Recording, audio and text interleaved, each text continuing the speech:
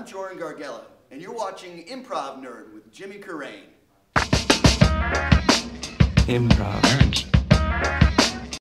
But your parents took you to a comedy sports show when you're 17. Yeah, when I was 17. What did you love about that show when you saw it? Well, it was funny. I mean, it was really funny, and it was very free. And, you know, as I was growing up, my dad sort of shared a lot of great things with me, including, you know, probably when I was 10 or 11, you know, he played the first Firesign Theater album I'd ever heard, you know. So he played that for me, and he played, like, Spike Jones, and he, you know, so there was, and we watched a lot of SCTV, so I had an awareness of kind of, like, ridiculous, funny comedy, and to see it in the same room and realize it was kind of, anyone could do it, you know, and magnetic personalities exist not only kind of on the other side of a silver screen, but in a room with you, and you could maybe do it. It was just so much fun to see.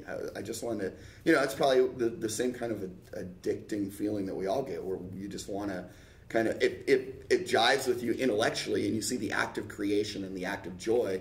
You sort of want to see it again, and you want to be a part of that, you know. So that's, and at 17 I played a lot of Dungeons and Dragons up to that point, so it's like, oh, this is like Dungeons and Dragons but funny and no dice, you know.